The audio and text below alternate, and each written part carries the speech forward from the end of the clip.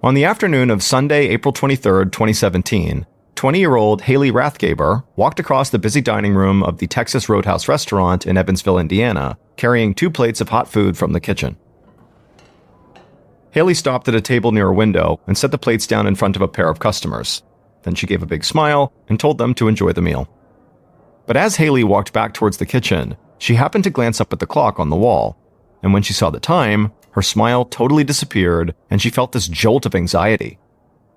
Haley knew in a little under an hour, her shift would be over, and she would no longer have work to take her mind off this insane secret that she was keeping from almost everybody she knew. Earlier that month, one of Haley's best friends, a young woman named Jordan Hughes, had lost her 10-month-old baby in a devastating accident. Jordan's boyfriend, who was not the baby's father but was helping take care of him, had been home alone with the baby.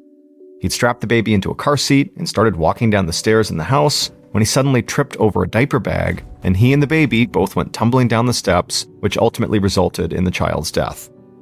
Or at least, that's what he had told his girlfriend Jordan and the police. Jordan had gotten the news quickly about her child and rushed to the hospital, hoping her baby would survive. And she told Haley everything that had happened and asked Haley to go to her house to pick up some things for her and bring them back to the hospital. But when Haley got to Jordan's house, she quickly realized that the story Jordan's boyfriend had told them didn't make any sense. The diaper bag that the boyfriend had supposedly tripped over was neatly placed on the couch, and it looked like it had never even been used, let alone tripped over in this dramatic fashion that the boyfriend had described. Haley had also noticed there was no scuff marks on the stairs or the nearby wall. Nothing anywhere inside the house appeared to be damaged or in disorder, and practically everything she saw seemed to contradict the boyfriend's story. And so by the time Haley had left Jordan's house, she was convinced that Jordan's boyfriend, a guy named Thaddeus Rice, was lying. And when the baby had eventually died at the hospital, Haley felt almost positive that Thaddeus had something to do with the baby's death. Back in the busy restaurant, Haley grabbed more food from the kitchen and delivered it to one of her tables. For some reason, whenever she was helping customers or talking to her close friends she worked with, a small group that called themselves the Roadies, she could totally block out everything she'd seen in Jordan's house. The second she closed out her final table, Haley felt like she might have a panic attack right there in the middle of the restaurant. Haley took a seat at the restaurant bar and tried to catch her breath. She removed her work apron and then reached inside the front pouch of the apron and pulled out a thick wad of cash, her tip money for the night. She slipped the cash into her jeans pocket and just kept taking deep breaths, trying as hard as she could to calm herself down. Haley suddenly felt a hand on her back, and she turned and saw her friend and coworker, Ainsley Bowles, take the seat next to her. Haley had only shared the secret with 2 people, her mother and Ainsley. And while Haley's mother had told her to go talk to the police immediately about Thaddeus, Ainsley understood why Haley still had not done that, because Ainsley and Haley were both afraid of Thaddeus. He was their friend's boyfriend, so they'd always tried to get along with him, but they knew Thaddeus had a criminal record and had been involved in at least one rape case. Ainsley asked Haley how she was holding up, but before Haley could answer, another member of the roadie crew, Jake Allen, walked up to the bar and announced that he was hosting a small hangout after he got off work, and if anybody wanted to come over and have drinks, they were welcome. He said so far, their friend and fellow roadie, Isaiah, would be there, but he was hoping more people would come. Haley thought about it for a second. Now, she loved hanging out with Jake and Isaiah and the rest of the roadie's crew, and specifically with Jake and Isaiah, she would typically confide in both of them about everything, like she did with Ainsley. But right now, she just didn't want to tell these guys what was going on with her, because Jake and Isaiah could be very protective of Haley and Ainsley, and she didn't want them doing anything stupid or drastic once they learned about her theory around Thaddeus and the baby. Also, Haley and Ainsley had a big exam in one of their college classes the following morning. And so ultimately, Haley and Ainsley thanked Jake for the offer, but said they would both have to pass this time. Jake said he totally understood, but if either of them changed their minds, they knew how to reach him. Jake returned to work, and Haley and Ainsley stayed at the bar.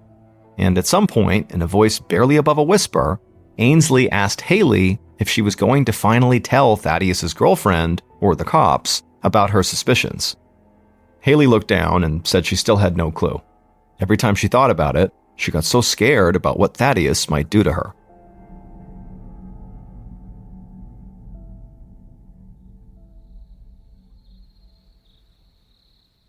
Later that evening, Haley was at her apartment alone, studying for her big exam and still trying to keep her mind off of everything else, when she heard her phone vibrate on the table.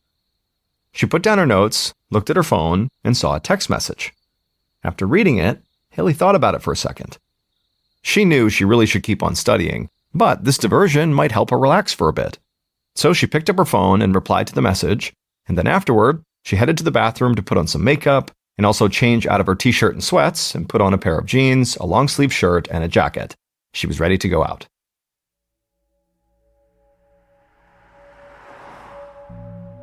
The next morning, so April 24th, a woman was driving her daughter to school along the route she always took. She knew this route so well, in fact, that sometimes she found herself zoning out completely while driving it, almost like she was on autopilot. But on this morning, as she approached the soccer field that stood out from the endless grassy overgrowth that surrounded the area, something caught this woman's attention. At first, she couldn't make out what she was seeing. All she could tell was that there was something strange in the soccer field's gravel parking lot. And then, as she continued down the road and got a little bit closer and realized what she was seeing, the woman slammed on the brakes and told her daughter to wait in the car. The woman got out of her car and ran over to the soccer parking lot, hoping maybe her eyes had just played a trick on her and she hadn't really seen what she thought she saw. But when she got closer, she knew she had been right. She grabbed her phone and called 911.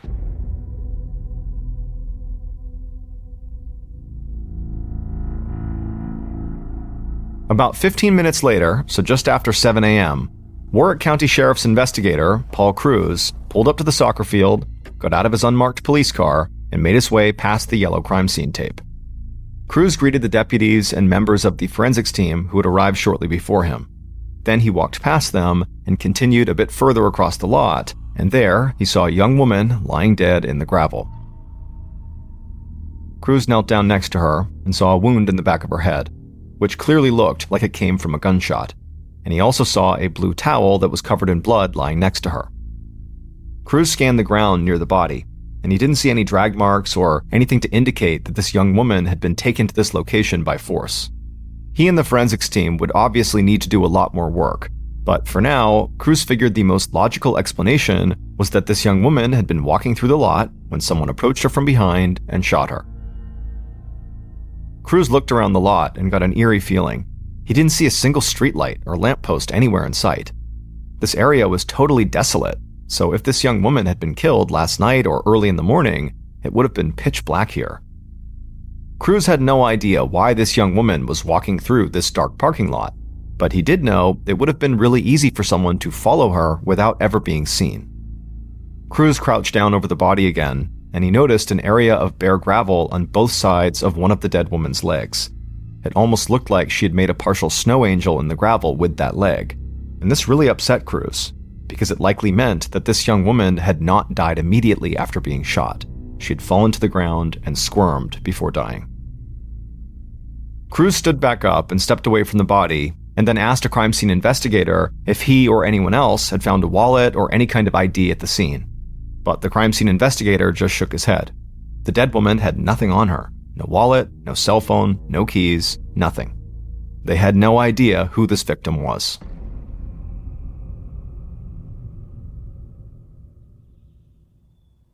Later that morning, about 15 miles away from that soccer field, Haley's mother, Heather Collins, poured herself a mug of coffee, sat down on her front porch, and opened up her laptop. Heather began by scrolling through Facebook, which she did every morning. But, as she read through the posts in her feed, she began seeing something that disturbed her. All her friends from town were posting the same story from the local news. It was about this unidentified young woman who was found dead that morning outside of town. Heather's kids were 3 young women, all close in age, and so Heather immediately felt the maternal instinct to check on them and make sure each of them was okay. And so she promptly sent text messages to her 2 youngest daughters, and then also to Haley, her oldest daughter. And within minutes, her phone lit up, and Heather was relieved to see responses from her 2 younger girls. But she didn't get a response from Haley. However, she wasn't surprised, because she knew Haley had an important exam that morning, and Haley usually prioritized school over anything else. But an hour went by, and Heather still had not heard from Haley, so she called Haley's phone. The call went straight to voicemail. Heather left her daughter a message, trying to disguise how worried she was starting to feel, The next 30 minutes slowed to a crawl as Haley still didn't get in touch with her mother. And so finally, Heather picked up her phone again and she called Haley's friend, Ainsley, who went to the same college as Haley. Ainsley answered, and before Heather could even explain why she was calling, Ainsley asked her what was going on. She said Haley had not shown up to class that morning and missed the big exam. When Haley's mother heard this, she immediately felt sick to her stomach and had this horrible sense of dread come over her. Heather hung up and began talking aloud, trying to soothe herself. This was not her child out by the soccer field. It couldn't be her. It can't be her. Heather kept repeating this over and over again like a mantra, trying to convince herself that Haley was really safe, but it didn't work. So, after desperately waiting to hear back from Haley for a bit longer and still not hearing from her, Heather grabbed her phone once more and called a friend of hers who happened to be a detective for the Evansville Police Department. And when the detective answered, Heather told him that she had heard the news about the unidentified body and she couldn't get in touch with her daughter Haley, and she was now really worried. Heather's detective friend told her that given where the body was found, that this case was actually out of his jurisdiction. However, he did have some contacts at the Warwick County Sheriff's Office, and he said he would call them to see what he could find out. Heather provided her detective friend a physical description of Haley. She had long light brown hair with blonde highlights, and her teeth were always really bright white. Heather also told the detective the type of clothing Haley typically wore, and she sent him pictures of Haley's tattoos. Then she hung up and waited. A short time later, Heather's phone rang. It was now the Warwick County Sheriff's Office calling, and when they spoke to her, they said they actually wanted to speak to her in person. Haley's mother immediately began to shake, and she felt the blood drain from her face.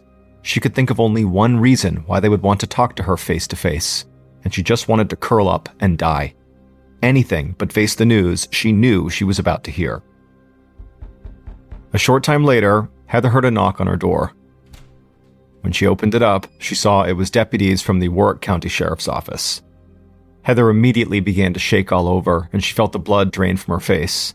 And as soon as she heard one of the deputies utter the words, "I'm sorry," Heather broke down and collapsed to the floor. Her daughter Haley was dead.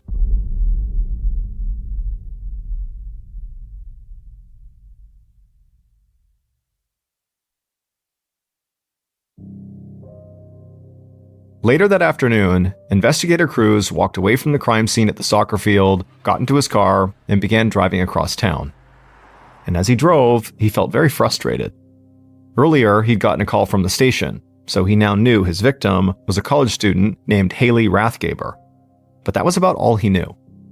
He and his team had thoroughly combed the crime scene and the area surrounding it, but almost nothing had come from their search. Not even a single shell casing had turned up. In fact, the only evidence that had been bagged at the scene was that bloody blue towel found next to the body, which the medical examiner was sending off to the crime lab for DNA analysis. After a short drive, investigator Cruz pulled into the sheriff's station, and he walked in just as Heather, Haley's mom, was arriving. She was there to get more information about what happened to her daughter. Cruz very gently approached Heather, who was clearly still crying, and he told her how sorry he was that her daughter was gone, and he promised that he'd find out who did this and bring that person to justice. Cruz understood now was not a great time to sit down and ask Heather a bunch of questions, but he said he did need to ask her one thing. Could she think of anyone at all, who might have wanted to hurt Haley? Haley's mother didn't even hesitate. She looked right at Cruz and said she knew of one person for sure who would want to do this: Thaddeus Rice. When Cruz heard this name, he did a double take. Cruz knew this name very well, because Thaddeus Rice was a suspect in another case he was currently working on. So now Cruz really wanted to know more if Heather was comfortable still sharing. Heather said, of course, and she proceeded to tell him the whole story. And as Cruz listened to Heather, he knew exactly where the story was going, because this story was the other case he was investigating: the death of Thaddeus's girlfriend's baby boy. Heather told Cruz that Haley suspected Thaddeus might have been directly involved in the death of that baby. And so Heather said if Thaddeus knew Haley suspected him, he would have every reason to want to shut her up. Before Cruz could even respond, Heather took her phone out of her pocket and told him she needed to show him something. She unlocked her phone and quickly pulled up a message that a friend of Haley's had sent her just before Cruz had arrived at the station. It was a video that Thaddeus had recently posted to his social media. And in this video, Thaddeus is seen posing with a gun. Immediately after seeing this video, Cruz thanked Heather for the information, and he turned around, got back into his car, and drove to Thaddeus's workplace. And when he got there, Thaddeus happened to be outside on a break. However, the second Cruz stepped out of his car, Thaddeus waved him away dismissively and said he had nothing to say to him. Cruz made it clear to Thaddeus that he was not there to talk about the dead baby. Instead, he was there to talk about Haley. Thaddeus just stared back at Cruz, and Cruz honestly couldn't tell if Thaddeus was confused or scared. Finally, though, Thaddeus said he wouldn't talk to cops without an attorney, and then he turned and walked away. Cruz knew he could go after Thaddeus, but he also knew it wouldn't make a difference. Thaddeus was not about to talk to him. Thaddeus had been involved in enough criminal cases to understand his rights. But even without having a long conversation with him, Thaddeus's reaction to hearing Haley's name had just made him seem a whole lot more suspicious.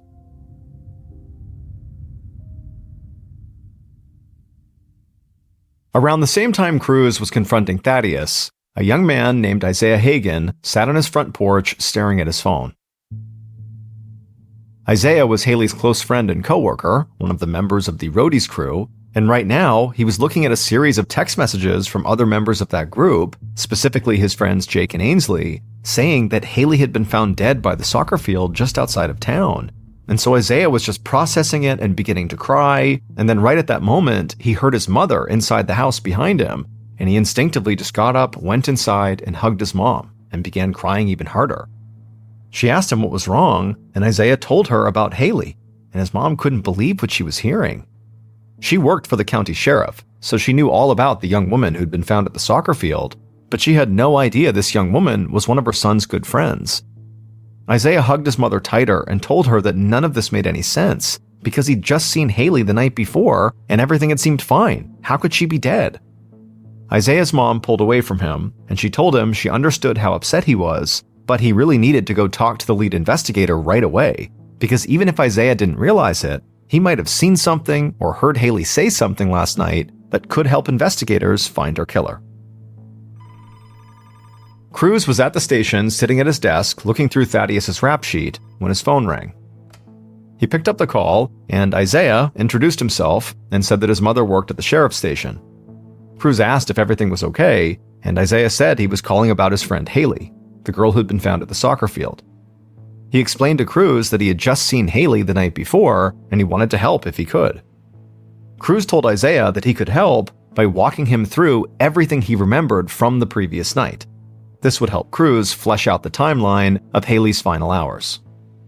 Isaiah told Cruz that the night before, he had been at his friend Jake Allen's place playing video games when he got a text message from Haley. And in this text, she said she was going to meet someone at a local park where the college students sometimes hang out. And she asked Isaiah if he could give her a ride because she didn't want to leave her car there. Isaiah said that was no problem, so he had left Jake's place, went to Haley's, hung out with her for a minute, and then drove her to the park. Isaiah told Cruz he had no idea who she was meeting. He said he didn't ask her about it because it felt like it was none of his business, especially if she was meeting up with some guy who she was romantically involved with. Isaiah said after he dropped Haley off, he just went back to Jake's house and kept playing video games until very early in the morning. Inspector Cruz kept listening and writing everything down, but then suddenly Isaiah just went silent, and Cruz could hear him trying to catch his breath. And when Isaiah started talking again, it was clear he was very upset. He told Cruz he felt really guilty now, and he wished he had asked Haley who she was meeting, because maybe he could have done something to protect her, or at a minimum today been able to provide the police a suspect. Cruz told Isaiah that he appreciated him calling in, and that he would follow up if he had any questions. After getting off the phone with Isaiah, Cruz quickly scanned the list of coworkers that Haley worked with at the Texas Roadhouse, and just as he remembered, there was Jake Allen's name and a phone number right next to it. And so Cruz called Jake and asked him if he could verify the times he had hung out with Isaiah the night before, and Jake corroborated Isaiah's story. But while speaking to Jake, investigator Cruz looked up Jake's address, and he saw that Jake lived very close to the park where Isaiah said he'd dropped Haley off, and that park was only a few miles from the soccer field where Haley was found dead. And so Cruz began to question Jake about his own activities the previous night, and pretty quickly, the call took a very weird turn. Now, Cruz considered all of Haley's friends and coworkers to be possible suspects, but he really thought this call might just be a chance to cross Jake off his list. But Cruz noticed that Jake suddenly started to sound very nervous and defensive as soon as his actions were called into question. Jake insisted that he hadn't seen Haley at all the previous night. In fact, he hadn't seen Haley since work that afternoon. He said he had invited her and their other friend Ainsley over to hang out, but they both had declined. And then after talking about Haley for a minute, Jake suddenly shifted gears back to Isaiah, saying he thought it was very strange how Isaiah would just drive Haley out to the park and leave her there. Cruz let Jake keep talking, but he wondered if Jake had something to hide, and if that's why he was throwing suspicion onto his friend Isaiah. After hanging up with Jake, Cruz went back to his list of everyone who had worked at the Roadhouse with Haley. Up until this call, Cruz had really only been focused on Thaddeus, who didn't work at the Roadhouse, and he definitely still considered Thaddeus a major suspect with a very clear motive. But now, Cruz felt like he really should put some additional attention on the Roadhouse employees, specifically Jake and Isaiah.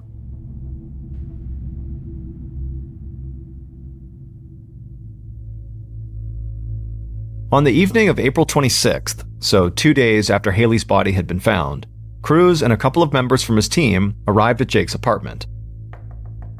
Cruz knocked on the door, and Jake's roommate answered. Cruz introduced himself and asked to speak to Jake. The young man turned and shouted for Jake, looking a little freaked out that a bunch of cops had just shown up at his door, and then the roommate walked away.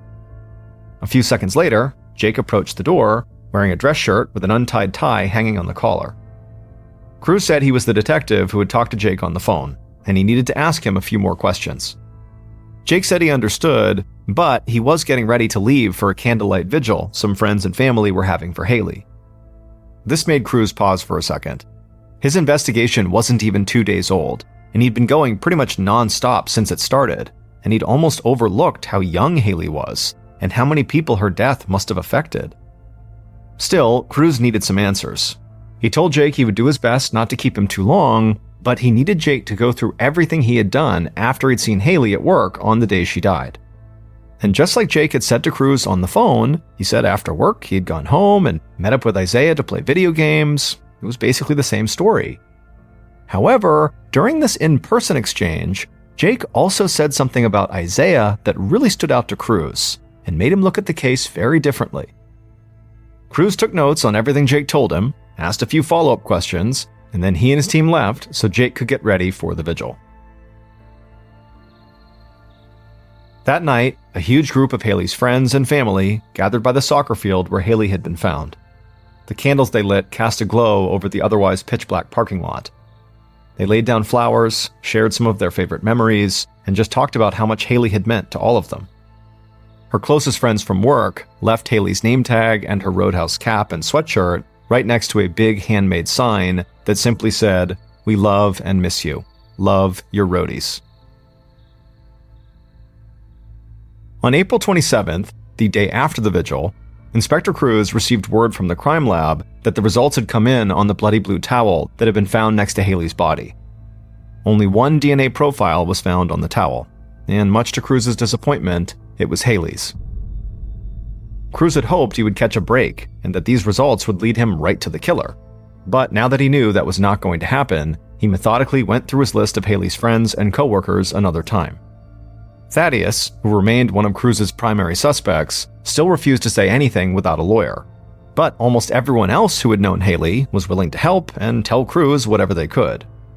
And the more Cruz spoke to Haley's friends, the more convinced he became that he was much closer to solving this case than he had initially thought. Because a lot of Haley's friends said things that pointed him in the same direction. So Cruz came up with an idea of how he might be able to track Haley's movements before she got to the soccer field where she was ultimately found. He got in his car, headed to Haley's neighborhood, and just started knocking on the door of every house or apartment complex he saw that had a security camera or a doorbell with a video camera. He asked anyone who answered if he could have the footage from their cameras to help him solve a crime. And everyone he spoke to said he absolutely could. And so after Cruz collected all of that footage from Haley's neighborhood, he did the same exact thing in Thaddeus's girlfriend's neighborhood, which is where Thaddeus spent most of his time. Over the next couple of days, Cruz sat at the station and sifted through hours upon hours of security footage that he had collected. The experience began to remind Cruz of the old cliche about watching paint dry, and at times, Cruz felt he'd much rather be looking at a freshly painted wall than at endless grainy footage of houses and apartment buildings in suburban Indiana. Cruz kept fighting off sleep and tried to keep his eyes glued on the footage as hours passed by without anything eventful happening, until he hit pay dirt. For a second, Cruz wasn't even really sure he was seeing what he thought he was seeing. After all, watching this footage for so long had basically sent him into a daze, so he rewound the footage and watched it again, and this time he was sure he did see something that would help him close the case and bring Haley's murderer to justice. Cruz watched more footage to make sure he wasn't missing something. He also worked with his team to collect cell phone data, and he carried out a few more interviews just to be certain he was on the right track. And on April 29th, just 5 days after Haley's body was found, Inspector Cruz knew he had found Haley's killer. He arrested them, and after that, he discovered exactly what had happened to Haley on the night she died.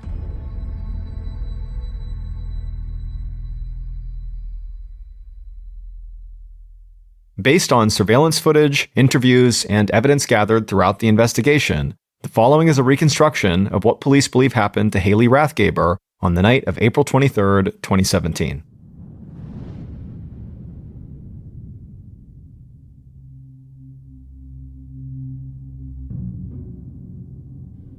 Around 10:30 p.m. that night, the killer fished a 9mm handgun out of the closet and then left to go meet up with Haley. Haley got into the killer's car, and the killer began driving her to the soccer field just outside of town. When they got there, Haley and the killer stepped out of the car and began walking across the gravel parking lot near the field, with only the headlights of the killer's car and the flashlight on Haley's phone to light the way. As they walked, the killer let Haley walk ahead of them, and without Haley noticing, the killer silently drew their 9mm handgun, raised it up, aimed, and fired a single shot into the back of Haley's head. Haley stumbled, and the killer took several steps back and watched as she fell. Haley collapsed onto her back. The only part of her body that was working now was her left leg, which she jerked back and forth in the gravel as her brain slowly shut down. The killer just stood there and watched as Haley died. And in that moment, for a second, the killer felt bad about what they had just done.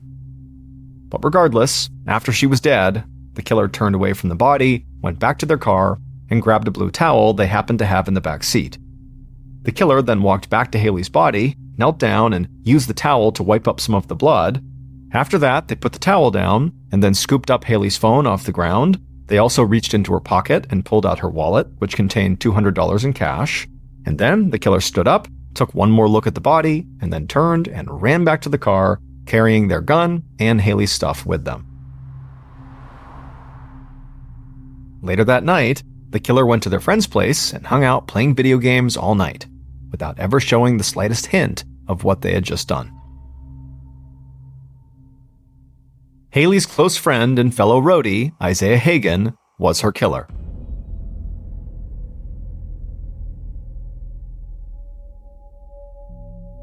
Isaiah, whose mother worked for the sheriff's department, had called Inspector Cruz and tried to make it look like he was helping the investigation.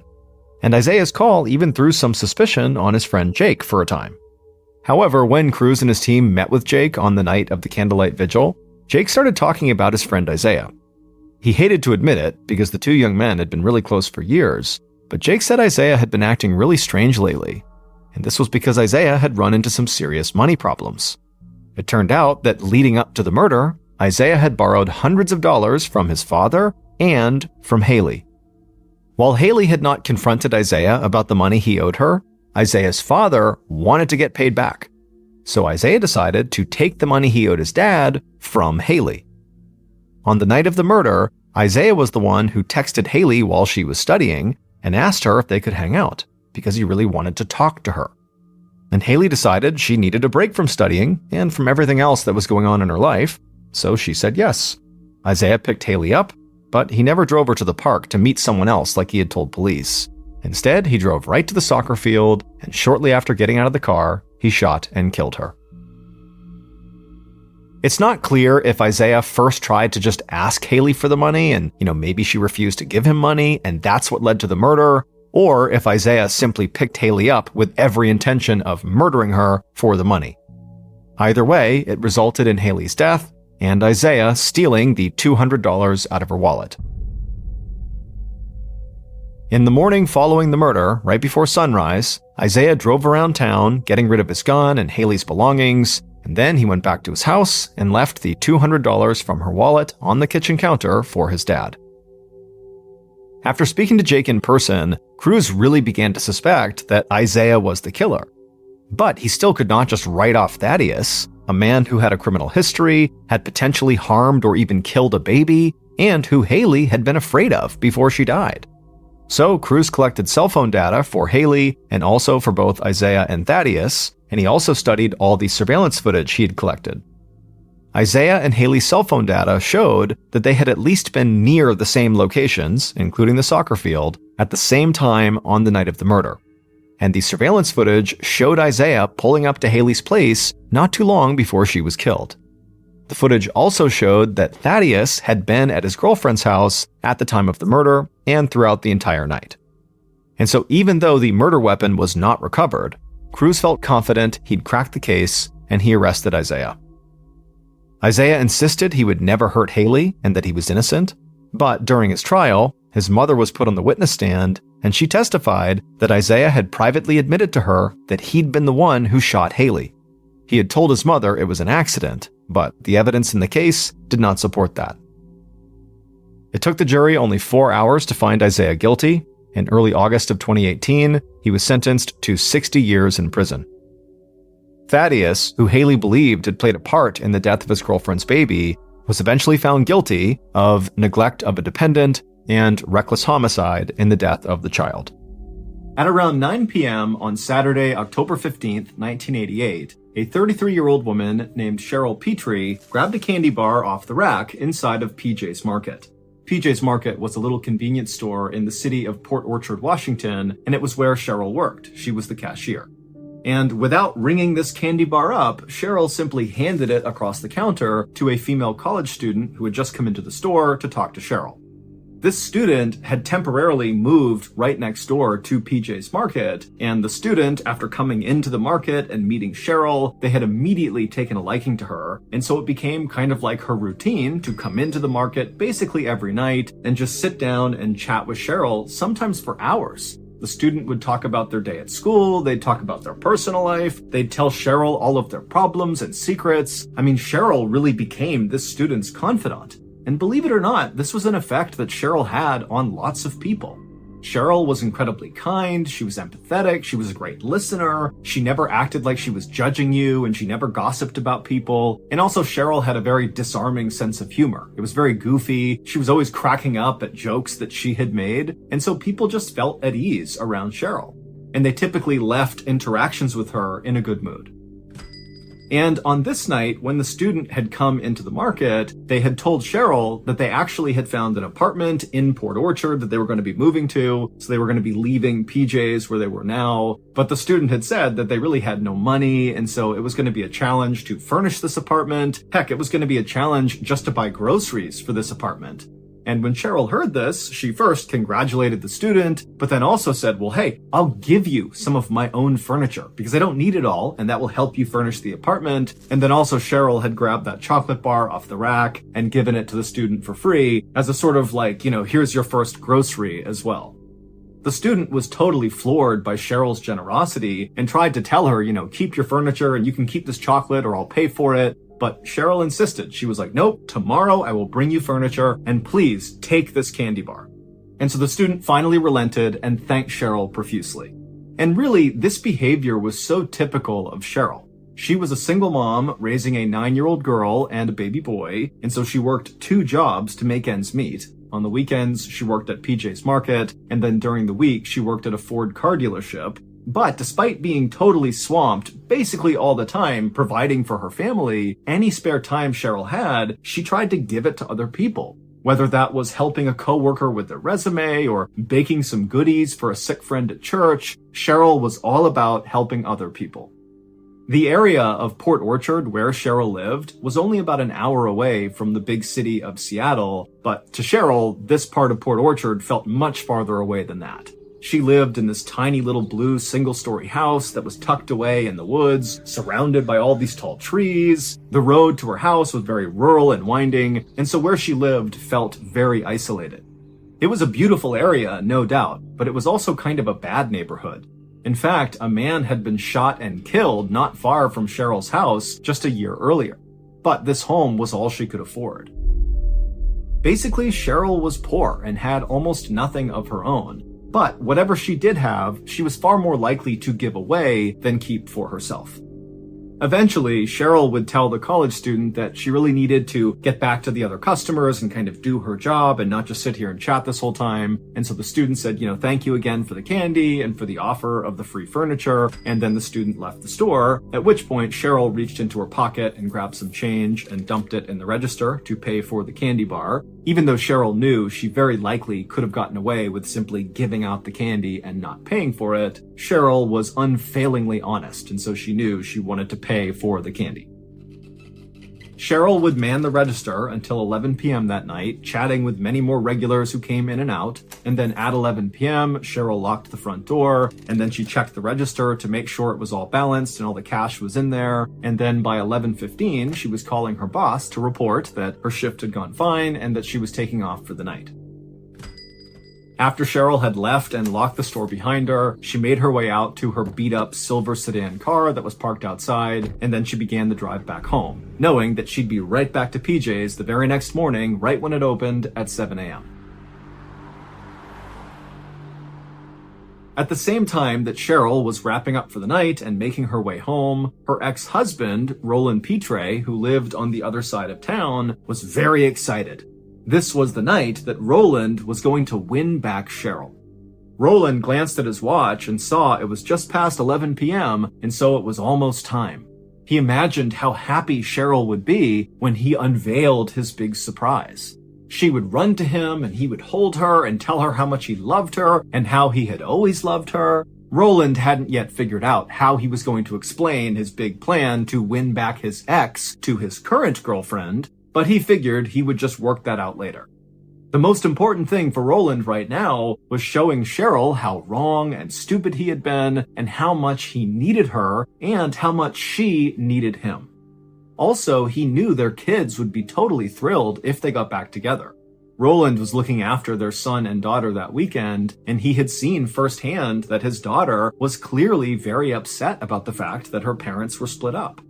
Roland and Cheryl had a very complicated history, but Roland knew, really, their breakup was his fault. They had met about 12 years earlier when Roland had been on leave from the military. At the time, Roland was a Marine sergeant, and he was also a very accomplished judo instructor. He was handsome and charismatic, and he had a charming Creole accent because he had grown up in a Cajun French family near New Orleans. But despite how appealing Roland looked, he actually was kind of a terrible romantic partner. Every woman he had ever been with, he had cheated on and then made up elaborate lies to cover it up. But regardless, Cheryl had fallen head over heels in love with Roland. And part of the reason that happened was because Cheryl was actually pretty insecure. She had long auburn hair and beautiful blue eyes and this amazing personality. But to Cheryl, she felt like she was kind of plain looking, and she also felt like she was kind of chubby, and she got the sense that men kind of did not find her all that attractive. And when she met Roland, she saw right away that the other women he had been with were these overtly glamorous and beautiful women. And so when she noticed Roland taking an interest in her, it was incredible. She felt so lucky. And so Roland and Cheryl had gotten married, they'd had their daughter together, and then basically right away, Roland had begun cheating on Cheryl. They ended up getting divorced 8 years earlier in 1980, and it was right around this point that Roland really just totally blew his life up. The woman Roland was cheating on Cheryl with was also married, and so Roland came up with this plot to murder this woman's husband. And the husband would get murdered, but when Roland was on trial, the prosecutors couldn't really untangle what his actual role was in the murder. It was not clear if he really was the guy who did the killing, or if he simply had kind of come up with the idea and other people had done it. And so ultimately, Roland was found guilty for his role in this murder, but he was only sentenced to 6 years in prison. And strangely enough, it was actually during this time that Roland was in jail that he and Cheryl kind of came back to each other. While Roland was behind bars, he had this epiphany that Cheryl was the best thing that ever happened to him, and he totally screwed it up. And so he began writing her letters, telling her how much he loved her and how sorry he was for being unfaithful. And also he began explaining that, the charges he was found guilty of in connection to this murder were totally not true, that he had been screwed. And Cheryl had eventually begun writing back to Roland, telling him that she still loved him too. And they actually would get remarried while Roland was in prison. And then when he got out of prison, he moved in with Cheryl and their daughter in Port Orchard, and they would have another baby together, their son, and then also Roland enrolled in nursing school. And so for a time, this family was back together and everything was great. But eventually, Roland went back to his old ways and began cheating on Cheryl again, and before long, the couple had separated again and began living separately. And so fast forward back to the night of October 15th, 1988, and Roland is anxiously waiting to begin this big plan to win Cheryl back, and he glances at his watch and he sees it's now 11:30 p.m., which means it's go time. And so Roland, he stands up really quickly and begins walking towards the front door of his house when suddenly he feels so lightheaded that he actually falls back on the couch and passes out cold. Roland had serious blood pressure issues, and sometimes if he stood up too quickly, it would make him feel really dizzy and he would faint, and so that's what happened. And then at some point after he fainted, Roland kind of came to, but he was in such a fog mentally that instead of, going out and doing this big plan to win Cheryl back, he just kind of wandered his way upstairs and climbed in bed with his girlfriend and fell asleep for the rest of the night. Cheryl was due back at PJ's Market the next morning at 7 a.m. She was going to open the store and also drop off that furniture with the college student. But when the first customers, including that college student, arrived at PJ's Market, they saw the door was locked and the lights were off inside. Now, all of these customers knew Cheryl really well and they really liked her, and they knew she should have been there by that point. This was totally uncharacteristic of Cheryl to not be there on time, and so it wasn't long before these patrons began calling Cheryl at her home. But Cheryl never picked up. However, remember, this is 1988, so people didn't have cell phones, they used landlines, and so it was totally normal to periodically call someone and not have them pick up. It just meant they weren't home. Now, at first, people in Port Orchard just kind of assumed that, there must be a rational explanation for why Cheryl is not at work. Maybe there was a family emergency, maybe her car didn't start, but there had to be some sort of reasonable reason for her absence.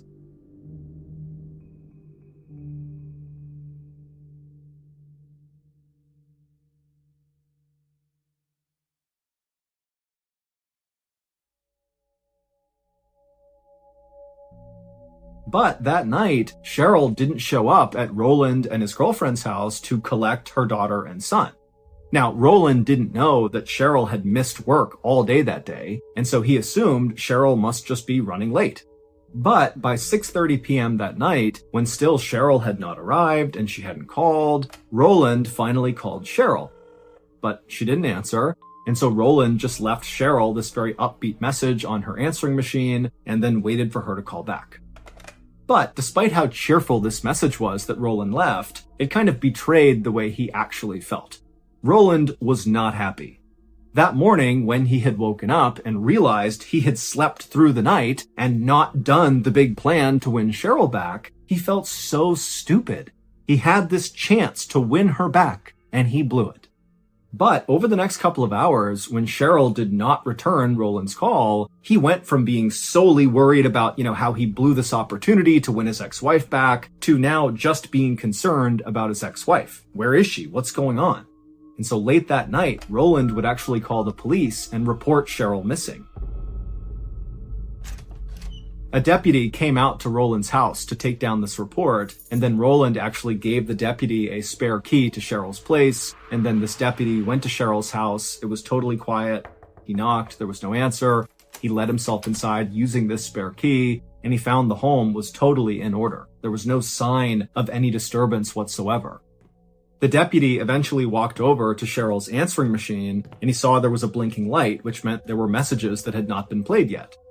And so he hit play, and the first message was from Cheryl's daughter, who was calling to say goodnight and I love you. And then there were several messages from customers from PJ's Market that were calling to ask, why Cheryl was not at work and was she okay. There was a message from Cheryl's boss also asking, what's going on? Why aren't you at work? And then there was that message from Roland, who had called when she had not come to pick up the kids. And then the last message on the machine played, and when the deputy heard it, he knew something was terribly wrong. The last message was from a stranger who was calling Cheryl to be like, hey, I found your purse floating in Lake Union, which is near Seattle. And the stranger was like, I don't know if your purse was stolen and dumped here, or if you were here and you left it in the water or something, but I'd love to give the purse back to you. And the stranger left a phone number for Cheryl to call so she could come and pick up her purse. Lake Union was only about an hour away from Port Orchard, where Cheryl lived, but there was just no real reason she would ever be around Lake Union. She never went on trips. She didn't have the time or money to, even for short ones, like going to Lake Union an hour away. And then also, Cheryl's entire life was in Port Orchard, and her life was her kids, her jobs, and the church. And so there was just no logical explanation for why Cheryl's purse would be in Lake Union. But regardless, detectives from Port Orchard, along with police from Seattle, linked up and went out to Lake Union and began looking for Cheryl's car, because maybe she did go out here, maybe she did lose her purse in the water, and maybe she's still here. But Lake Union is a very busy place with lots of people and businesses living right along the water's edge, and even more people living right on the water in houseboats. And so there were literally thousands and thousands of cars all over Lake Union, so trying to find Cheryl's nondescript silver sedan took some time. But on the night of October 19th, so 3 days after Cheryl had failed to show up at PJ's Market for that 7 a.m. opening, police would find her car near Lake Union. And at first, it seemed like, Cheryl must have just driven here and abandoned the car for some reason, because there was no sign of a struggle inside or outside of the car. There was nothing strange about this car. It was just parked in a lot. But when authorities went around to the back of the car and used a screwdriver to pop open the trunk, they realized right away that that could not have been what happened, because Cheryl was in the trunk, and she was deceased, and very clearly had been beaten to death. The investigation into Cheryl's murder would take more than a decade.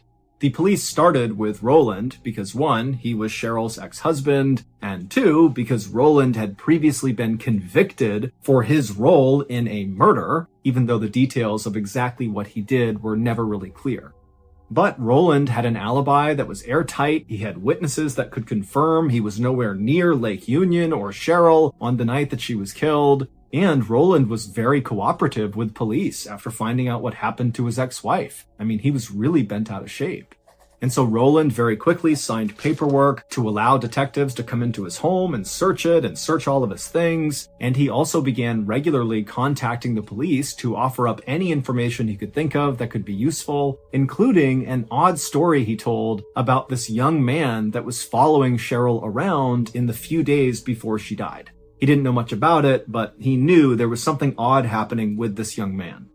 Now, Roland didn't really have much more information than this suggestion that somebody was following her around, and so police were never really able to fully follow up on that lead. But police did interview virtually everybody in Cheryl's life, from her friends to her family to her coworkers at the Ford dealership and PJ's Market. They talked to people at church who knew her, and nobody really popped up as being very suspicious. Basically, everyone said, look, Cheryl was this incredible person who everybody seemed to love. It makes no sense that somebody would want to harm her. But a year after Cheryl's death, the police would get their first big break in this case.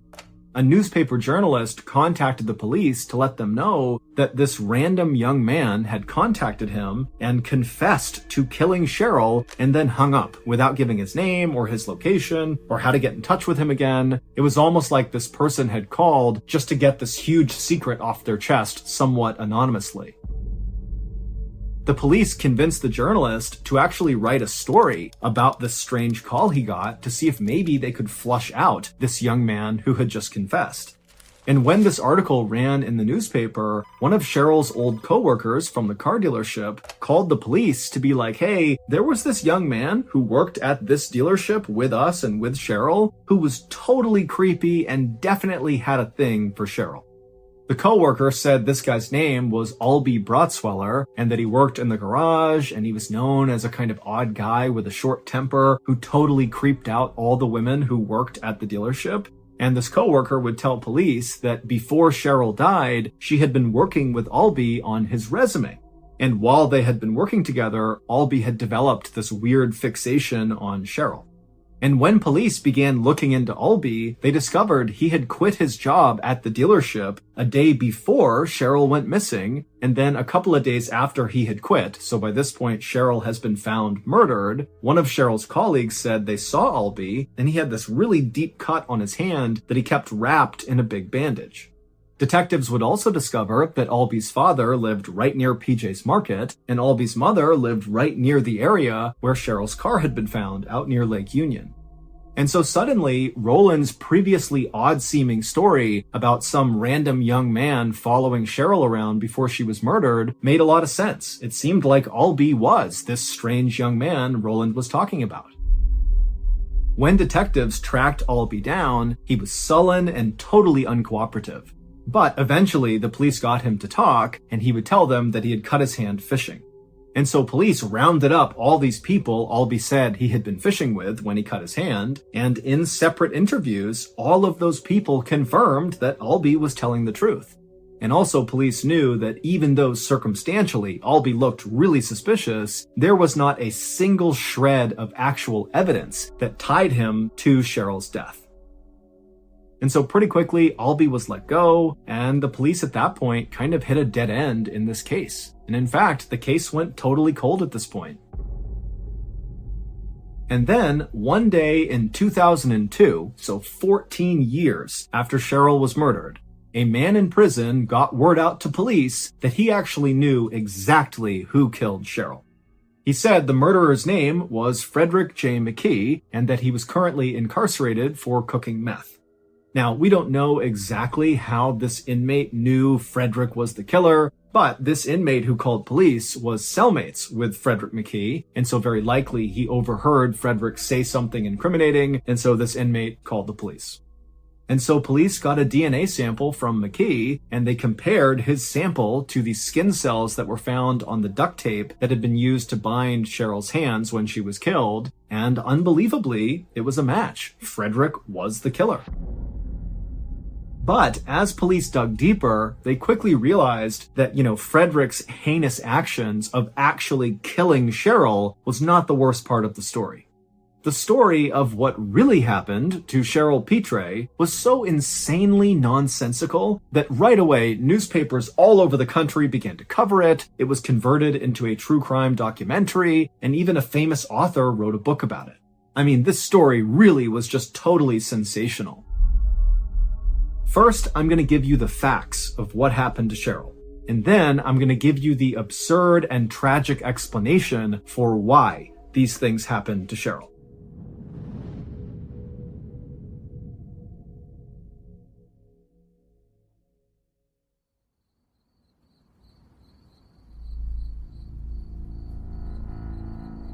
Late on the night of October 15th, 1988, so the night that Cheryl disappeared, the meth cook, Frederick J. McKee, ambushed Cheryl as she came home from PJ's Market. We don't know exactly where the ambush happened, but we think it happened right outside of Cheryl's home. And after he ambushed her, he forced her into her own trunk, he bound her hands, and then began savagely beating her. Now, based on her injuries, Cheryl obviously put up a big fight, kicking and punching and trying her best to get out of the trunk, But eventually, Frederick had taken the actual metal of the trunk and began slamming it down on Cheryl's face, and that allowed him to overpower her and eventually beat her to death. And then after she was dead, he shut the trunk with Cheryl inside of her car, and then he drove her car all the way out to Lake Union, and then he abandoned the car with Cheryl still inside of it and chucked her purse into the water.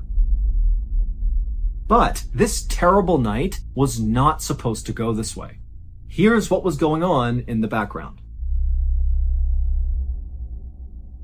At the same time that Cheryl was closing up shop at PJ's Market and beginning her trip back home, her ex-husband, Roland, on the other side of town, was sitting in his house anxiously checking his watch, waiting for the right time to launch this big plan that was going to win Cheryl back.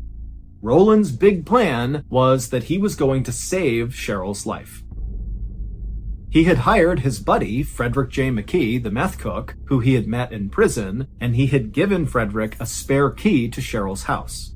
McKee was instructed by Roland to sneak into Cheryl's place before 11 p.m., so before she came home from work, and then when she got home, McKee was supposed to jump out and ambush her and tie her up and abduct her. Roland had actually gone with McKee to a hardware store to purchase the rope and duct tape that McKee would use to tie Cheryl up. But when McKee actually got to the point in the plan where he was physically removing Cheryl from her home to go take her who knows where, that was when Roland was going to jump in and save the day.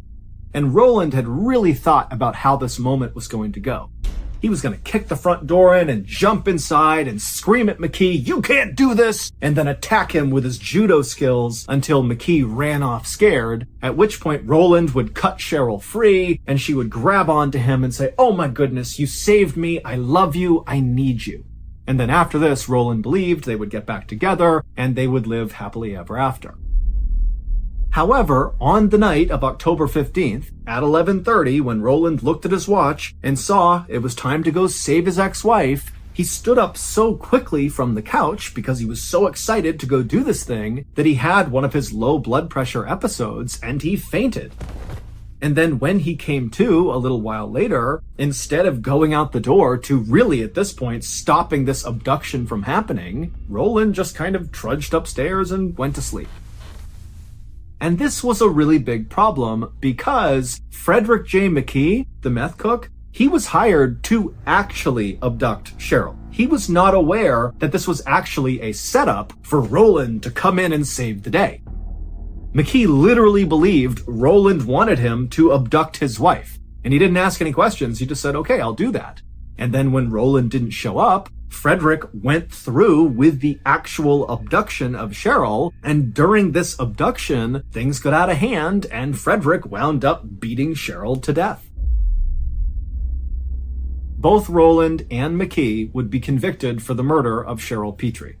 And by the time the cops had finally solved this cold case, Roland was actually already in prison for attempting to kidnap the son of another ex-wife in an effort to impress this ex-wife. It had not worked.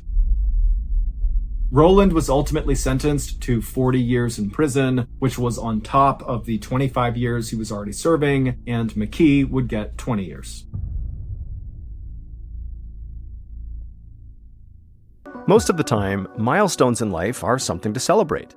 Birthday, a promotion, an anniversary, a wedding. But for the people in today's stories, what should have been something to celebrate quickly became a tragedy. In our first story, a woman becomes mysteriously sick after a friend's wedding with no solution in sight. And in our second story, a teenager about to start a memorable year of high school suddenly finds himself at death's door.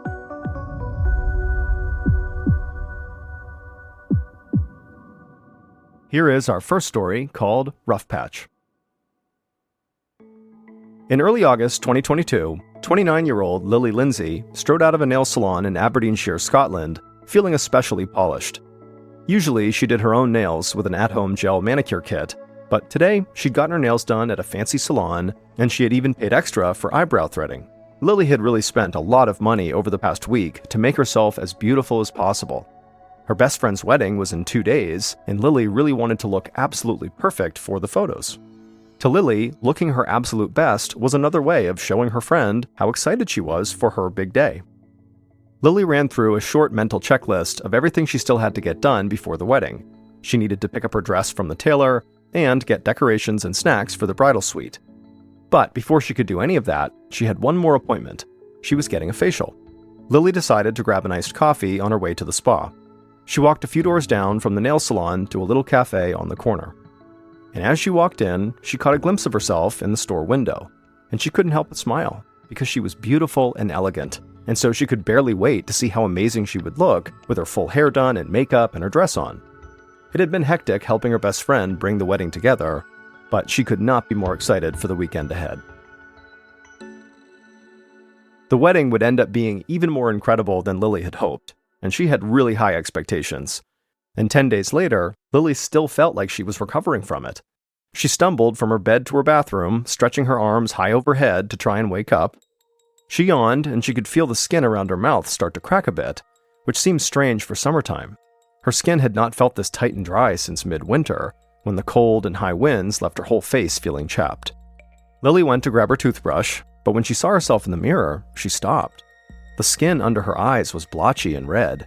She leaned in toward the mirror for a better look and traced the outline of the rash with one of her fingers. She'd never had a skin outbreak like this before. Lily opened up her medicine cabinet and looked at the array of skincare products inside. She'd used most of the products for months or even years, but now she wondered if maybe she'd developed an allergic reaction to one of them. So she decided to skip her skincare routine for a few days to see if maybe that would clear up the irritated skin. But Lily's rash didn't get any better, and after 2 weeks of eliminating different face products to see if that helped, she found herself on an examination table at a doctor's office. At this point, she'd stopped using every face serum she owned, but still had not been able to identify what was making her skin break out. In the last few days, her rash had spread across her face and down her neck. The red splotches itched and would sting if she tried to cover them with makeup, so she had to leave the rashes exposed, which made her sort of embarrassed in public. Lily winced as the doctor gently tapped his finger all along her rash. He was being very gentle, but still it burned every time he touched her, almost like salt touching a wound. The doctor stood up and told her not to worry. He'd seen cases like this a dozen times.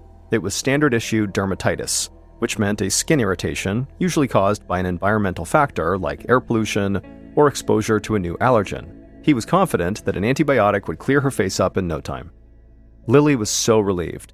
She'd never had particularly sensitive skin, so she was surprised to learn that all of this boiled down to skin irritation, but she was just glad to have a diagnosis and a plan of action. She told the doctor she'd stop at the pharmacy on the way home and grab the antibiotic. A month after Lily's initial visit to her doctor, she was in her room getting ready for a follow-up appointment. She carefully peeled off her pajamas and put on wide-leg jeans and a baggy shirt. These were unfortunately the only clothes she could stand to wear these days because the rest of her wardrobe fit too snugly and rubbed against her raw skin, which was still totally broken out and incredibly painful. The antibiotics had not worked. Her skin still felt crusty, her lips were so dry that they split every time she laughed. Big blotchy rashes covered her face and neck as well as down her chest and beneath her armpits. They were so painful that Lily often tried to keep her arms raised slightly whenever she walked around, usually with her hands on her hips to avoid chafing.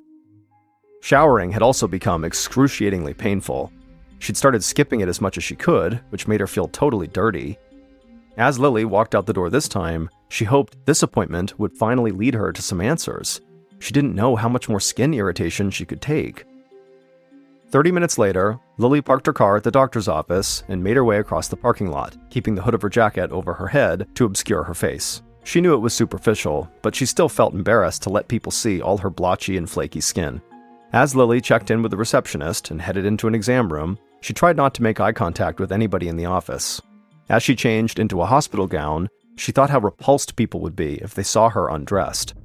When the doctor finally entered the exam room a few minutes later, his eyes widened a bit, and Lily knew he was shocked by her appearance. He quickly recovered and acted totally professional, but Lily couldn't help feeling totally ashamed as he asked her about the rash and inspected it on different areas of her body. After a few minutes, the doctor told her that, in his opinion, this seemed like a flare-up of eczema, which is a term for chronically inflamed skin. It's like an extreme case of dermatitis, which is what he'd originally diagnosed her with. But antibiotics don't work against eczema, which is why she was not improving. But he told her not to panic because a steroid cream would clear it up in no time. A few months later, in January of 2023, Lily sat on her couch as a winter storm raged outside. The steroid cream had also not worked. If anything, it only seemed to make her breakout worse. At this point, her skin in total was actually more rash than clear. Lily had spent the last few months going to all sorts of doctors. They were all sympathetic to her problem, but ultimately had been unable to help her. It was unbelievably frustrating. Lily felt trapped in her own skin, like she was in a cage she couldn't escape. In fact, Lily's skin troubles had gotten so bad, it was totally affecting her mental health.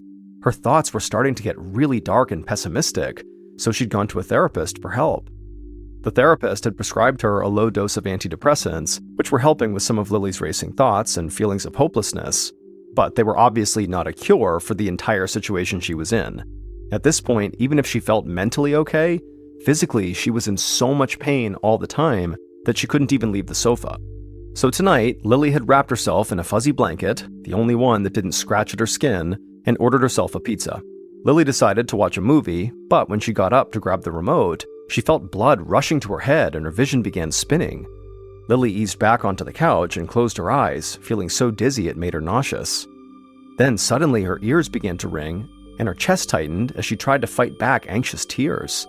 She knew that dizziness and ear ringing were not symptoms of eczema, and so she couldn't help but start wondering if she was actually going to die. This was the final straw. Lily could not just sit around and wait for death, and if the doctors couldn't help, she would just have to solve this puzzle herself. So she slowly got up and very painfully walked over to grab her laptop, because now it was time for her to conduct her own research. A few hours later, Lily was crouched over her computer, poring over an article she'd found online. It discussed the symptoms of extreme allergic reactions, and to Lily's surprise, many of her symptoms fit. This entire ordeal really did seem like one big allergic reaction. But Lily still had no idea what she might be allergic to.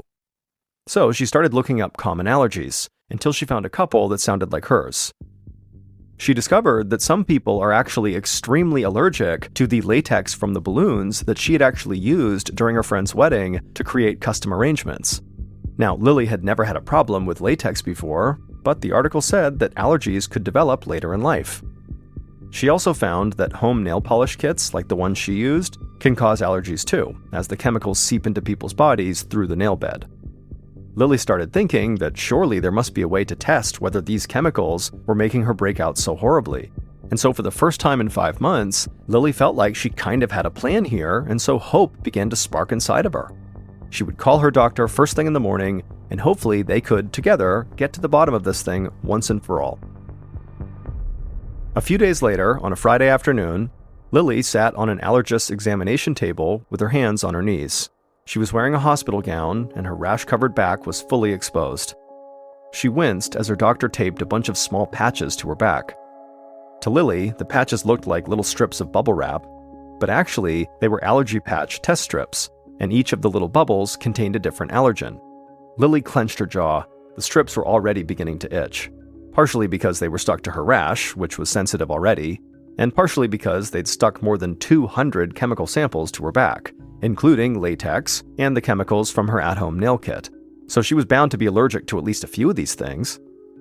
When the doctor finished his work, he explained to Lily that unfortunately, she would have to leave all of these test strips on her back all weekend, no matter how much they irritated her.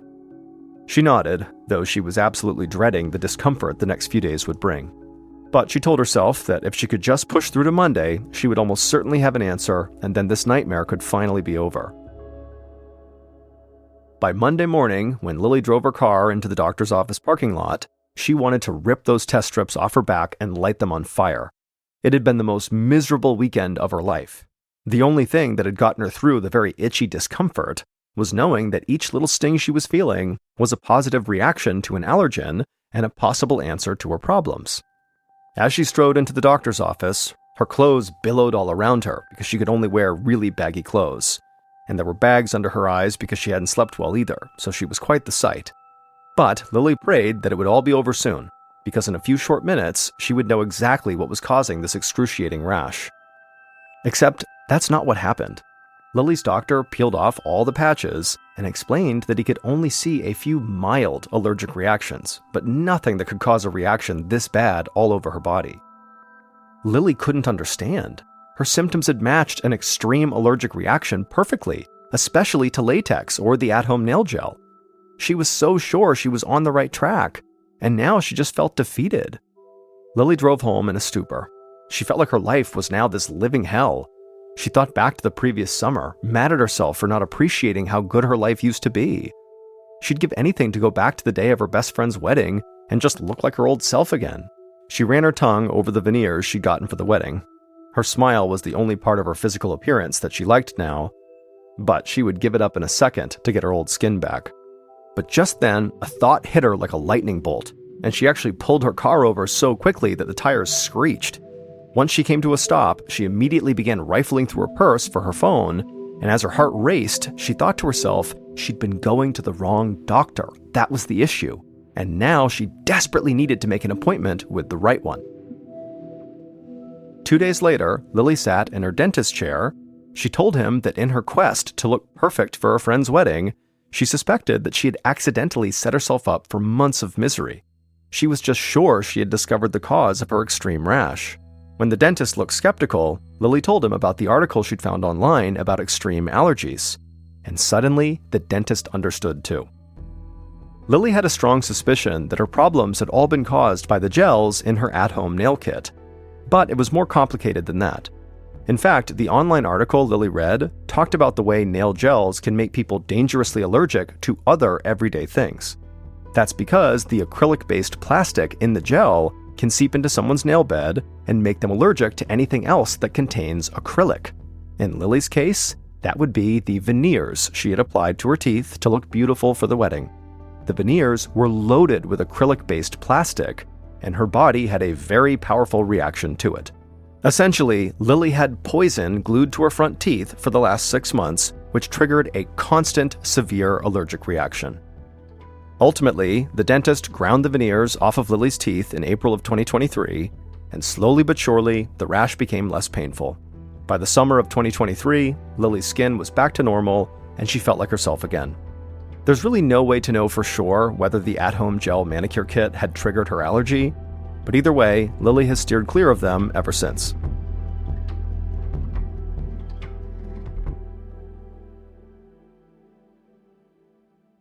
Here is our second and final story called No Warning. On the morning of August 15th, 2020, 16-year-old Rohan Gadhania stood in his kitchen mixing up a protein shake. He was trying to put on some muscle before school started in a few weeks. Rohan took a sip and grimaced. The shake was thick and chalky, which he just was not expecting because he did not often drink protein shakes. But Rohan was never one to back down from a challenge, so he adjusted his glasses and steeled himself, then gulped the whole shake down. When he was done, he slammed the glass down on the counter in triumph. He told himself he was going to learn to like those shakes because he was going to get jacked. Rohan put the dirty glass in the dishwasher, then bounded up the stairs to his bedroom on the second floor, already feeling stronger. In truth, he was a very skinny kid, especially for his age. And even though Rohan knew he had a lot going for him, good grades, a bright future, a very winning personality, he really wanted big muscles, or at least to weigh more than a 12-year-old. Rohan opened the door to his bedroom and made a beeline for his piano keyboard. Rohan was a very accomplished musician and loved practicing just about every day. But this morning, he stopped himself and instead turned toward the Nintendo Wii game system hooked up to the television on top of his dresser. He grabbed the Wii remote and began browsing through Wii Fit games until he came to strength training. Rohan thought that if he started right now and kept on sucking down those protein shakes, maybe he really could build some actual muscle by the time classes resumed. At lunchtime, Rohan's father, Hitendra, made sandwiches for the two of them and then called Rohan to the kitchen table. But while Hitendra wolfed his meal down in about 4 bites, he noticed that his son barely touched his food. Rohan told him his stomach hurt, and Hitendra just nodded, understanding. He told his son it was fine if he didn't want to finish his lunch, and encouraged Rohan to go lie down and take a nap. Hopefully that would settle his stomach. Rohan smiled at his father and then left the kitchen. Once the boy was gone, Hitendra picked up Rohan's plate and began to tidy up. But then he heard the distinct sound of dry heaving coming from the upstairs bathroom. Hitendra dropped the plates into the sink and hurried upstairs to check on Rohan, who he found kneeling over the toilet. Rohan retched repeatedly as his father rubbed his back reassuringly. Then Hitendra suggested Rohan stay in bed for the rest of the day. It seemed like he must have picked up some kind of stomach bug. Once Rohan was in his bed with a waste can nearby just in case, Hitendra went back downstairs and found the protein powder he'd gotten for Rohan. It was the only unusual thing Rohan had eaten over the past couple of days, and Hitendra wondered if it had gone bad or had some strange ingredients in it. Hitendra scanned the label, and he saw the expiration date was not for a while, and none of the ingredients stood out to him as unusual or alarming, so he shrugged and put the protein powder back where it went in the cupboard, convinced his son would feel better by morning.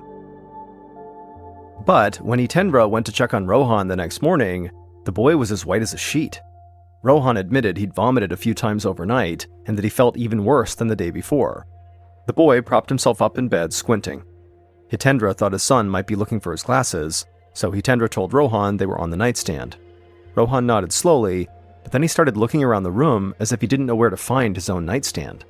Hitendra frowned and just pointed at the nightstand, and Rohan's face suddenly lit up as though he was pleasantly surprised to even find a table there. Now, Hitendra couldn't help but feel more concern for his son. He wondered if Rohan was so dehydrated that he was confused. So he helped Rohan downstairs and sat him at the kitchen table while he went to grab a bottle of the sports drink they always kept in the pantry. But when Hitendra returned to the kitchen carrying his son's drink, his son suddenly seemed even stranger. Rohan glared at his father with utter contempt. When Hitendra asked if everything was okay, Rohan snapped that his father should mind his own business. Then Rohan got up so aggressively that the table shook. Then Rohan just stood there staring icily at his father. This was very unlike Rohan, and so Hitendra knew something had to be deeply wrong. Rohan was so gentle normally, but now he was erratic and aggressive and confused. Hitendra knew his son needed to see a doctor, but something told him it was just not safe to try to take Rohan to the hospital by himself right now, like not in this state, something was terribly wrong. So to play it very safe, Hitendra just called an ambulance. A few hours later, Rohan's mother, Pushpa, arrived at West Middlesex Hospital, where the paramedics had taken her son. She kept telling herself that Rohan would be just fine, but Pushpa still felt incredibly anxious as she entered the hospital lobby. Her husband, Hitendra, met her in the hallway outside of Rohan's room and explained that Rohan had become increasingly agitated on his way to the hospital, and he kept trying to get up and move around the ambulance on the way, and Hitendra actually had to physically restrain him on the stretcher to keep him from jumping out the back doors. Pushpa just blinked in surprise at this incredibly strange turn of events. Rohan was just not the type of boy to fly into a rage, let alone leap out of a moving vehicle, and so fear began creeping into Pushpa's mind, much the way it had already creeped into Hitendra's mind. And so Pushpa followed Hitendra into Rohan's hospital room, hoping to find Rohan back to himself and feeling better, but instead, Rohan was sitting up in bed, hunched over a kidney-shaped bowl and vomiting. Pushpa felt instant sympathy for her son as she watched him throw up, but that wasn't the worst of it. There were tubes hooked up to Rohan's arms, and wires patched to his chest, leading to all sorts of whirring and beeping machines. Whatever was wrong with Rohan was clearly more serious than just the flu or some other minor ailment. Pushpa looked back at Hitendra, whose eyes were full of concern. Hitendra explained that Rohan had been deteriorating ever since they arrived at the hospital, and the doctors still had no idea what was making Rohan sick. Rohan was complaining of intense abdominal pain and kept forgetting where he was or how he'd even gotten there. Suddenly, the knot in Pushpa's chest tightened and her breathing quickened as she grappled with what Hitendra was saying. And so, kind of panicking, she just stepped out into the hallway and let out a scream of absolute despair. Her son was falling apart before her eyes, and there wasn't anything she could do. She felt so hopeless. Pushpa bent over and braced her hands on her knees, sucking in long breaths of air. When she finally felt like she had collected herself, she went back into the hospital room and planted a kiss on Rohan's forehead. She told her son everything was going to be fine, even though inside she didn't know that. Then she stood next to Hitendra, gripping his hand tightly. Over the next few hours, Pushpa and Hitendra paced the hospital room as their son alternated between moments of confusion and extreme agitation. All the while, doctors and nurses came in and out, explaining all the tests and treatments they were doing to try to figure out what was wrong. The doctor said that they suspected that Rohan was suffering from some kind of inflammation around the spinal column and brain, and so they started him on medication right away for the two most likely conditions, which were meningitis and encephalopathy. For a little while, Rohan did seem to get better with the medication. But just before midnight, he started to get restless and agitated again, and he began trying to jump out of the bed, which would have torn out all the wires and IV lines. And so Hitendra did his best to hold the teenager down, while Pushpa repeatedly pressed the call button for help. A moment later, two nurses were in Rohan's room, attaching restraints to Rohan's wrists so that he couldn't get out of bed. A doctor said that Rohan was getting too unstable to remain in a regular hospital room, and he directed the nurses to move him to the intensive care unit. Pushpa was shocked. She knew Rohan was sick, but she still couldn't believe his condition had gotten this bad, and so she had to fight to hold in another scream. The nurse said that Rohan would be sedated once he got upstairs, and he would likely be asleep for hours. She urged Pushpa and Hitendra to go home for the night and then come back rested in the morning. Pushpa hated the idea of leaving her son, but she also knew that he'd be under close watch in the ICU without them. And if Rohan was going to be in the hospital for a few days, she and Hitendra would need some sleep. So they followed the medical team to the ICU, and they stayed with their son until he fell asleep, and then after kissing their boy goodnight, the parents headed home. When they got there, Pushpa threw on some pajamas and crawled into bed, but she felt like she was not going to be able to sleep. She just stared at the ceiling, thinking of her son, and she would lay there, her thoughts racing, until about 5 a.m., when her phone started ringing. It was the hospital. The doctor explained that Rohan's condition had actually taken another serious turn for the worse over the night. Rohan was now struggling so hard to breathe that he had to be intubated and put on a ventilator, which meant that a machine was now keeping him alive. Absolutely shocked and terrified, Pushpa shook Hitendra awake, and then she ran to wake up their 17-year-old daughter, Alicia, and then the three of them threw on their shoes and raced to the hospital. By the time they arrived, Rohan's doctor was there to meet them. The doctor admitted that they were struggling to get Rohan stabilized, but he was not actually in immediate danger. Once he was stable, they planned to do another CT scan so they'd have a better picture of what was going on in his brain. Pushpa felt like she was going to faint, so she sank into one of the chairs that lined the pale blue hallway of the ICU. She was vaguely aware that Hitendra and Alicia had sat down on either side of her, and each had taken one of her hands. After the doctor left, Hitendra squeezed Pushpa's hand and reminded her that while all of this sounded terrifying, Rohan was in good hands here. Pushpa wanted to believe that, but the drumbeat of bad news over and over and over again was making it hard for her to be optimistic. Pushpa sat tensely by Rohan's bed for the entire day, willing her boy to get better. Rohan's doctor came to check in every few hours, assuring them that Rohan would get his CT scan once he was stable enough. And then finally, in the late afternoon, technicians were able to perform that CT scan of Rohan's brain. And then, around 6 p.m., Rohan's doctor slowly walked into his room, staring at the floor. The doctor took a deep breath and looked Pushpa in the eye. He told her that Rohan had severe swelling in his brain, which can be fatal if it's not controlled. The doctor said he had already called the neurosurgery department at nearby Charing Cross Hospital, but the team there had said they could not, in good conscience, operate on Rohan to relieve the pressure. Given the extent of his brain injury and meningitis, they were not confident he would survive the surgery. Pushpa struggled to understand what the doctor was even saying, that essentially her son was too far gone to help. She hadn't even considered this possibility. Her boy was only 16 years old. Despite all her worry over the past few days, she had fully believed her son would eventually get better. He had to. Pushpa told the doctor he had to be wrong, but the look on the man's face said everything. Her boy was beyond helping. The following evening, on August 18th, Pushpa sat on the edge of Rohan's bed, her hand wrapped around his. Rohan lay motionless, still intubated and hooked up to IVs and machines. Hitendra and Rohan's sister, Alicia, sat nervously on the other side of Rohan's bed. Rohan's doctor was leaning over him, essentially checking the teen for signs of life. He stood and slowly turned to Pushpa and her family. He looked truly sad as he said that Rohan showed no brain activity. Then he said he would give them time to say their goodbyes, and he left the room. Pushpa stroked her son's hand, still unable to accept what was happening. Alicia tucked a teddy bear under Rohan's arms. He'd had it since he was a baby, and still slept with it every night in the corner of his bed. The whole family knew he'd want his bear to be with him now. For the rest of the afternoon, the family sat in silence as they struggled to say goodbye to Rohan. And then finally, at 5:03 p.m., Rohan passed away, and Pushpa's heart shattered. But her family did not get much time to grieve, only a few minutes. A doctor entered the room and asked Pushpa and Hitendra to consider donating Rohan's organs. He apologized for how quickly they'd need to make this decision, but organs need to be harvested for transplant as soon after death as possible. The doctor knew it was small consolation, but he said that Rohan's death could very likely save other lives. The doctor then held out some lengthy forms. The idea of filling out paperwork in the same hour that her young son died was repulsive to Pushpa. But she understood, and she knew what decision Rohan would have made. And so she and Hitendra took the forms and agreed to donate Rohan's organs.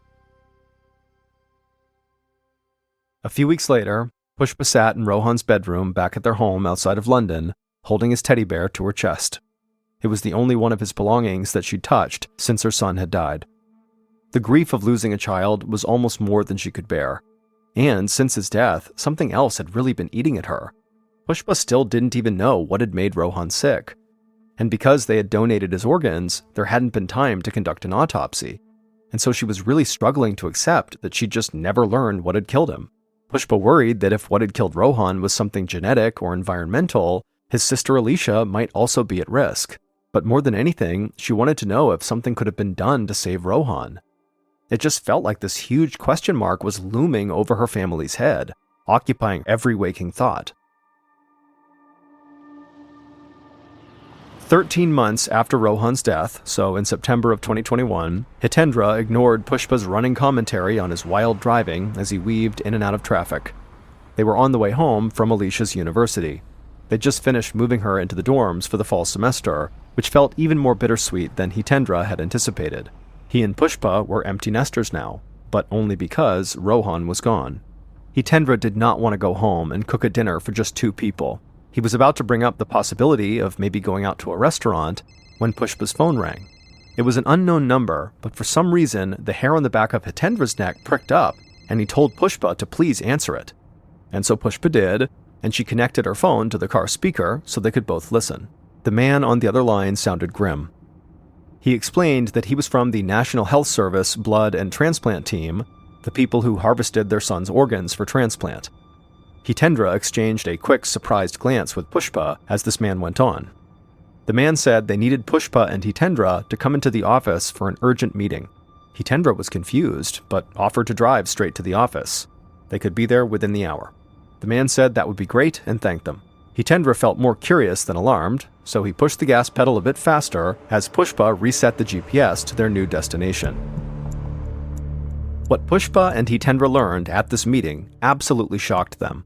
The National Health Service team member explained that the recipient of Rohan's liver had become gravely ill earlier that year. A biopsy on the liver that had come from Rohan revealed a very dangerous condition with a very complicated name. It's called ornithine transcarbamylase deficiency, or OTCD for short. OTCD is a genetic condition that prevents the body from breaking down ammonia, which can cause the toxic chemical to build up to lethal levels in the bloodstream. The man explained that the recipient of Rohan's liver didn't have OTCD before his transplant surgery, so the illness had to come from the donated liver, Rohan's liver. And so the team member told the parents that their son almost certainly suffered from OTCD. Finally, 13 months after Rohan had passed away, his parents knew what had actually killed him. Pushpa and Hitendra stared at each other in disbelief. They were relieved to get some answers, but they didn't know anything about OTCD and why it would have suddenly killed Rohan like that, and so they asked for more information. The NHS team member explained that some people with OTCD don't even know they have it because the disease is inactive. However, the illness can be triggered by a big dose of protein. And in Rohan's case, he had drank a huge protein shake on the morning he got sick. He'd never consumed so much protein before so quickly, and his body basically couldn't handle it.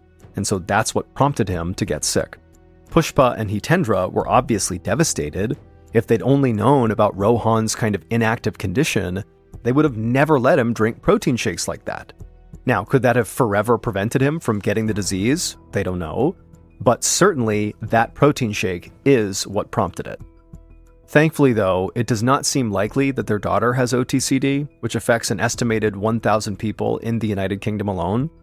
More studies are being conducted on OTCD, but as far as we know, it is extremely dangerous, killing about 50% of infants diagnosed with it at birth, and around 10% of people diagnosed with it when they're 16 or older, which was Rohan's age.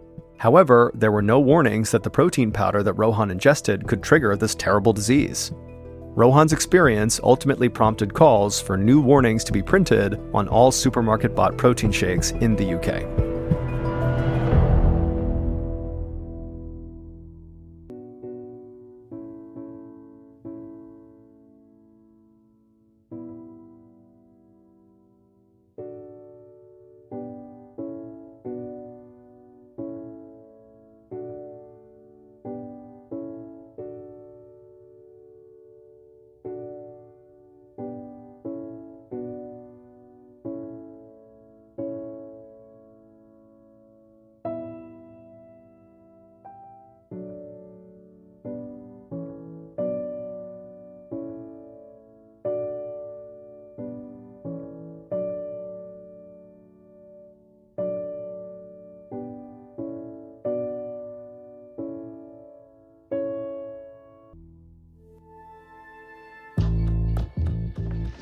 From Ballin Studios and Wondery, this is MrBallen's Medical Mysteries, hosted by me, Mr. Ballen.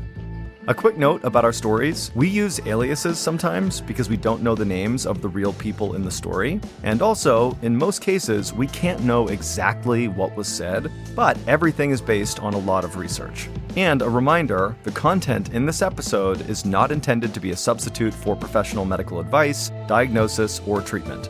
This episode was written by Aaron Lan. Our editor is Heather Dundas, sound design is by Andre Plus, our managing producer is Sophia Martins, and our coordinating producer is Taylor Sniffen.